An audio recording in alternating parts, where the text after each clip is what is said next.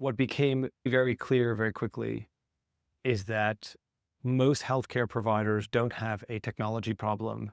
They have a user problem. There is nobody in the clinic to push the buttons. So you've got these practice management software companies, EMR, EHR, that have built, in some cases, great technology. The practice is using 10% of the feature set, 15% of the feature set. Maybe if it's a big group, they have a tech team, they've got a head office, maybe it's using 25, 30, 40, 50% of the feature set. But these pieces of software become so overbearing, so monolith, that you have to understand the reality of being in a clinic. Your front desk is turning over every 9 months. You've got people who are coming in on temporary shifts. They're coming in for a few hours here. They're coming in for a few hours there. It's very hard to get continuity of the workflow across these different users. And many of the users don't necessarily take the time to upskill. And that's not a criticism, it's a reality, because if you're working in a medical aesthetics clinic, if you're working in a dental clinic, you're working in a chiropractic clinic, you're working in a multidisciplinary clinic, you know you're going to spend 2 years in that place, 18 months in that place. Then you're going to move on. And when you move on, you're going to move into a new system. So at a hospital level, it's a little bit different because you've got Epic as a dominant player. And so if you know how to use Epic, you're immediately value add to the next hospital that you go to, because the likelihood is that they are going to run on Epic as well. But as you move into different parts of the healthcare provider landscape that run on these slightly more niche practice management software, you just can't master them all.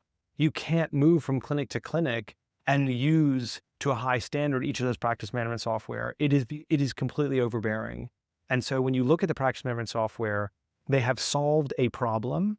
The problem they have solved is medical notes and the calendar. They've solved that problem really well. When are my people coming in? Who's seeing them? And can I put medical notes against it? Absolutely problem solved. But there's a whole other part of running your clinic that has nothing to do with those elements. They might be connected to those elements, but they don't actually live and breathe in the same brain, in the same hands. And this is, as an example, how do I manage my patient relationships when they're not physically there? Because when they're not physically there, you no longer have a practice operation problem. You have a patient operation problem. These are fundamentally different things. It's quite similar actually with back office. You have all kinds of spend and cost categories and accountancy and financial workflows.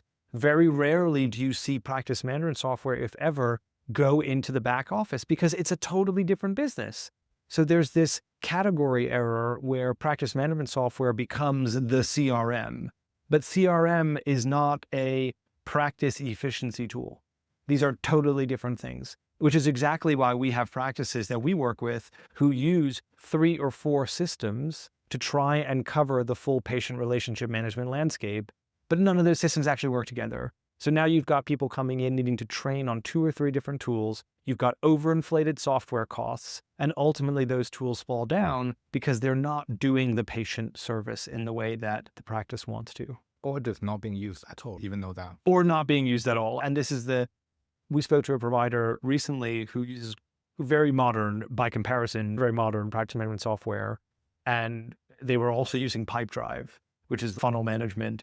And he said, why are you using Pipedrive? There's a built-in pipeline manager in the software. Why don't you just do it there? I said, oh, there are these 2 features that we really need that they don't have. And so we use Pipedrive. It's like, you've got a whole new software subscription. You've got 150 pounds a month just for these 2 features.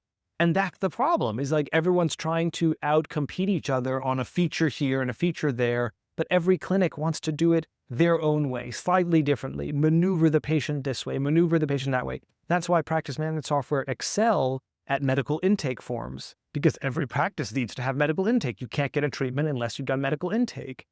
But you don't have the same standardization at all different parts of the patient journey, which is why people say, I've got huge issue with DNAs. I've got huge issue with no-shows. I've got huge issues with cancellation and follow-ups. Like, hold on a minute. The practice management software can just remind the patient about the appointment. But does it work? Cool, you send the email reminding them there's an appointment tomorrow. They didn't show up. What do? Does the practice management software also connect to all of the downstream workflows about how to engage, support, and nurture that patient back into the journey? They don't, because eventually your automated email sequences dry up. Eventually, the front of house person who wrote down follow up with that person goes away on holiday. And suddenly you start having leak. You have leak over here, you have leak over there. You've got people who don't follow up. You've got people who don't come in for consultations. And all of that work you do to build the top of your customer funnel starts to become less and less impactful. So what I always say is that the number one thing that is killing your customer funnel and your customer efficiency is the fact that you're using your booking system like a CRM. That is the root cause. It's like using a spreadsheet to manage your leads. Spreadsheets are great for many things. Lead management is not one of them. So hot take, controversial hot take.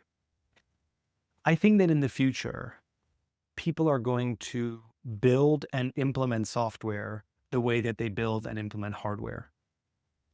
And what does that actually look like? So if you look at hardware manufacturer, and I come from a background in building medical lasers. So when you look at medical laser development or hardware development, you have a very established practice, which is that a member from your team will go to the manufacturer or will train very specifically on a certain piece of hardware in order for them to be able to operate the hardware in the field. Because if you go out and you buy a $500,000 laser, you can't just open that thing up and start turning the screws. Otherwise, you invalidate the warranty. In a hardware world, you have this trainer-trainee relationship between supplier and buyer.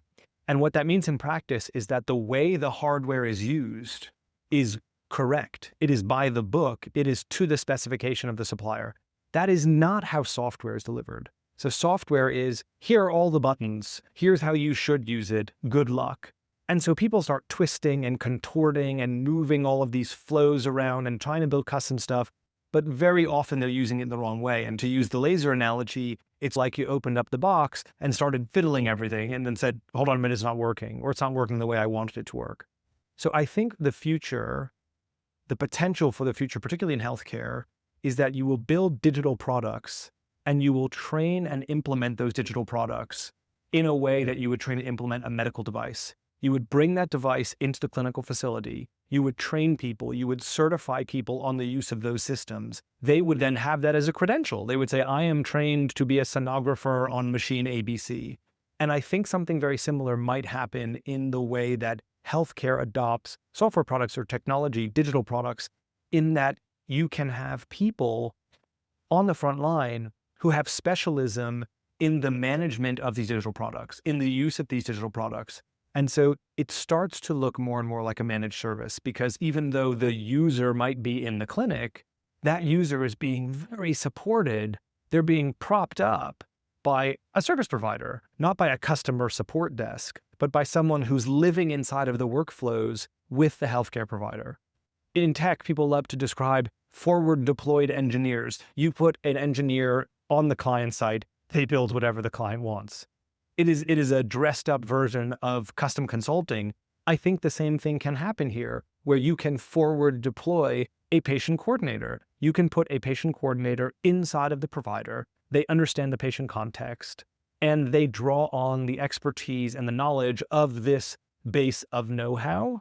And I think that will enable a transition that we have not yet seen, because then we overcome this issue of interoperability. We overcome this issue of user knowledge and training capacitation. I think that is the direction of AI adoption or technology adoption in the coming sort of 5-10 years. You just had a call with a pretty large clinic, not group, a clinic group, right? In a particular vertical.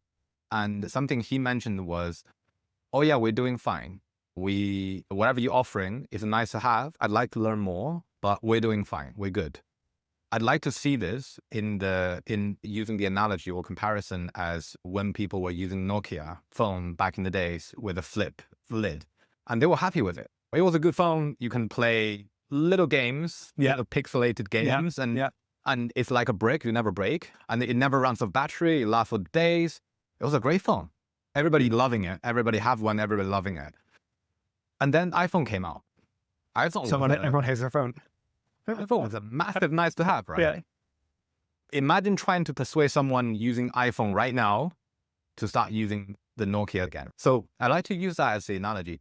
What's your biggest problem, or what's your biggest challenge or objection when you face when the clinic owner, or small or large kind of clinic owner, when they say, this is nice to have, follow-up is nice to have, having a sales or one-on-one patient coordinator is nice to have, having a managed service of sales team, sales desk is nice to have, in comparison to they're doing fine?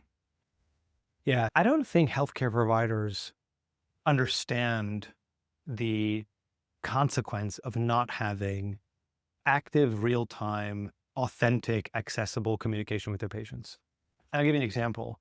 We reached out to a patient yesterday, that had a procedure a year ago that is having problems, serious problems that 12 months on from the treatment have led him to express not only concern for the treatment itself, but also mental health concerns in connection with the negative consequence of the treatment and the fact that the treatment was not effective at allowing him to return to his normal activity. We can leave it at that. That patient is now considering taking legal advice. Now, they haven't taken legal advice, but they're considering taking legal advice.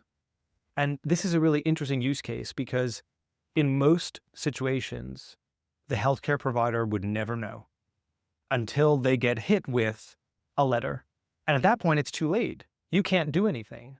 And this is a year after treatment. A year. 12 months have passed. That's 365 days for a healthcare provider to surface that issue proactively on time in a way that allows them to restore clinical confidence in the patient relationship and to turn a loss into a win, or to take a more proactive responsibility inside that patient relationship, which they want to do. The healthcare provider wants to do that. That is why they got into healthcare, is to help people.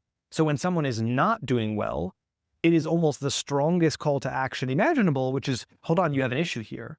So I think people hear follow-up, they hear patient recall, they hear patient engagement, and they're just like, I can already send messages to my patients.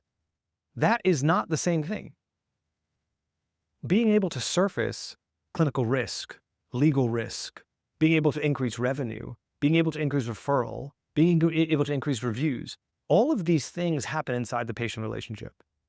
And they happen inside the patient relationship when the patient is not physically there. So when we look at nice to have versus need to have, and you look at Nokia phone versus iPhone, you go to a bunch of Nokia users, and there's that great quote, if you ask a BlackBerry user if they want an iPhone before they've seen an iPhone, they say, no, thank you. Then they see the iPhone, they say, why am I using this BlackBerry? You ask someone, do you want a better looking horse? They don't know what an automobile is. They can't imagine the car. And I think there's something similar that's starting to happen in terms of technology and software and how it's adopted, in that people can't imagine the delta between where they are and where they can be today, not in 5 years, today. They can't imagine the fact that today you can have a personal patient coordinator in everyone's pocket. That is not, like, it's hard. It's a total paradigm shift to say, right now I have a head office team. You were mentioning earlier, we spoke to a large group. They've got 30, 40, 50 locations. They've got a big administrative team, probably £1 million in headcount costs associated with managing those patients around things like follow-up and medical intake. It's impossible to imagine a reality where that workforce gets reduced by 80%. 80%, right? Not 10%, not 20%, 80%, 30% gone. You've got 20 team members, now you got 4 team members. It's impossible to imagine that reality. I think in a similar way that it's impossible to imagine that you can actually surface medical legal risk inside of a WhatsApp chat. Like, how could you ever do that? You can, actually. It happens. We see it happen. So I think the reality is that people today are thinking this is a nice to have, not a need to have. Or they're thinking, I'll just do it myself. You will not. Not because you don't want to, because if you could do it yourself, you'd already have done it yourself. You already have the team. You know that patient retention and patient engagement are important, but the entire way your business is built, the tools that you use, are focused on a completely different kind of care pathway. They're focused on attract new leads, get some of them through the door, get a few more of them to convert to a treatment plan, keep them for as long as you can, repeat. And that is pouring water through a bucket that has holes all over it. And so you're just sitting there saying, hold on, let me just turn that flow up at the top and hope that I get more water at the bottom. You don't. And so we're speaking to this large group today, and he's saying very rightly, I've got a big business, things are going really well. Anything on top of that is a nice to have. And in the same conversation, we're learning that we've got high single-digit do not attends. We've got a whole bunch of patient follow-up that's just not happening, which means you get to go from, I've got an inefficient workforce and a lot of patients who don't know where they are in their journey with me, to 100% journey compliance. That doesn't mean everyone finishes their journey, but it means that we are doing everything we can to keep people on track. The difference between 15% of your patient body being off track and 15% of your patient body being on track is you're running a totally different business. And I think it's really hard to imagine what that feels like, because the old ways are so embedded. And healthcare is incredible at adopting clinical technologies to improve respiration, to improve physical therapy, to improve orthopedic surgery.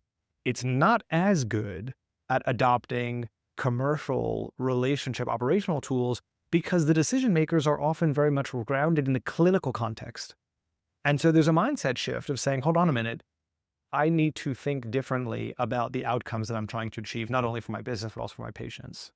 Most times that people come in to see a healthcare provider, they come in because they have a problem. Like prehab or rehab, right? It's one of those two things. More often than not, it's rehab. I'm sick, I don't feel well, I have a problem. A huge number of patients walk out the door, and 24 hours, 48 hours, 72 hours later, the practitioner does not know what's going on with that patient. There are situations, as you're saying, there's a silent majority, and then there's a very loud minority. The loud minority is, I'm getting worse. You offended me. Everything's great. So you hear the voices of a very small subset of your patients. They take it upon themselves to write you that review, to complain. As with all things, it's people who want to leave a 1-star review and who want to leave a 5-star review. You get a very binary outcome on either side. But if you're a chiropractor, someone came into you for an adjustment, 24 hours later, are they feeling better? 48 hours later, are they feeling better? Someone came into you for a facial injectable. They were unhappy with the presentation of a certain part of their face. They came in for a filler. 24 hours later, are they feeling better about it? 48 hours later, are they feeling better about it? Dentistry, someone came in with a sensitive tooth. There's something going on with the gums. They need a dental hygiene. They're given some kind of guidance. 24 hours later, are they honoring the guidance? 48 hours later, are they in a less sensitive position than they were when they came to see you? You have no idea. You have literally no idea. Forget trying to get them back in for an appointment. You have no idea. And so what is so bizarre is that people think that follow-up is an administrative job. It's not an administrative job. It is possibly the single most important thing that your practice does, is understanding where their patients are, not just in the clinical journey, but in the customer journey. Are they happy? Are they unhappy? Are they sad? Are they frustrated? Are they delighted? Are they overjoyed? Is there an issue? We take on new practices all the time. One of the things that's absolutely shocking is the number of patients that we reach out to who write back and say, I was never a patient of the practice. They're in your practice management software. Other patients write back in, oh, everything's fine. I never heard from you. It's been 5 years. I haven't heard from you. That is today. That is the reality today. We started working with a clinic in early December. We had a patient who wrote back to us saying, it's so great to hear from you. I think I need to update my contact details because nobody's gotten in touch with me since I was in. Would you say that's relationship status surfacing? Yeah. Use the example of you're married to someone, you want to address the issue before they serve you with divorce papers, right? Like that's the sort of metaphor here. The same thing is going on with many of the patients and their healthcare providers. By the way, as a patient, you've got 10 healthcare providers. You've got your GP, you've got your pediatrician, you've got your dentist, you've got your dermatologist. So now you've got to be dating 10 people at once. And you have to know it's an impossible job, right? You're dating 10 providers. Those providers are each dating 10,000 patients. You cannot manage those relationships. It's impossible. We have a respiratory physician that we know very well. And unsurprisingly, he was very busy during COVID. And a huge number of patients that he saw during COVID have long COVID. Has he followed up with them? No, not because he doesn't want to. Of course he wants to, but how? How can he go through line by line, appointment by appointment? Oh yes, this person was it. They don't have time. Providers don't have time to do that. They're busy seeing patients. Administrators don't have the time to do that because A, they're not incentivized to do that. B, they're not technologically proficient to do that. And C, they've got this inflow fire hose of new patients, new billing issues, So who's looking after all those people who came to you with long COVID? Who's doing the follow-up? Because that person that you saw 6 months ago, it may not be bad enough for them to be back in front of you, but it's probably not good enough for them to be discharged entirely. Same thing, we've orthopedic surgeons that we hear from all the time. They say, oh yes, patients come in for hip replacement. They do their hip replacement. Everything is good for the next 6 to 9 months. We discharge them after they complete physiotherapy. Everyone's good at 12 months, one and done. Patient hip pops out in month 13. Pops out again in month 16. They have to get back on the cycle. Meanwhile, you may have known that was going to happen if you were asking them on a weekly, monthly basis, tell me about your activity this week. Oh, I'm great. I'm back to doing my gymnastics. You probably shouldn't do that because your hip's going to pop out. So you can detect these clinical issues in the follow-up. Look at the NHS, 18-week wait times, huge pressure on the NHS. What happens if we could deflect a huge number of those repeat cases? What happens if we could move a lot of people off of a critical clinical pathway into something that's much more self-service or into something that can be managed outside the physical premises? This is true in private practice as well. You don't need people to come back if you can support them when they're out in front of you. That's not a retention and revenue metric. That's a clinical care metric. But hey, that happens in the same channel. It happens in WhatsApp. It doesn't just happen on WhatsApp at 11 a.m. on a Monday. It happens at 11:04 a.m. on a Monday when it's cold, rainy, and it was off of a holiday weekend. That's the time for one patient. What about for the other patient? Maybe they need something different. Maybe they need a phone call on Tuesday at 4 p.m. when they get off of their shift because that's the right time to call them, but providers don't know. So the only time that they're doing patient engagement is when they've got the time to breathe. Meanwhile, their patients are sitting at work doing something. Complete disconnect in the relationship. You show up for a date at 5 p.m., they show up for the date at 6 p.m., nobody had a good time. That's because they weren't there together. You weren't in that moment. And providers don't have the tools or the know-how to cultivate those moments with their patients in a way that feels authentic and vibrant.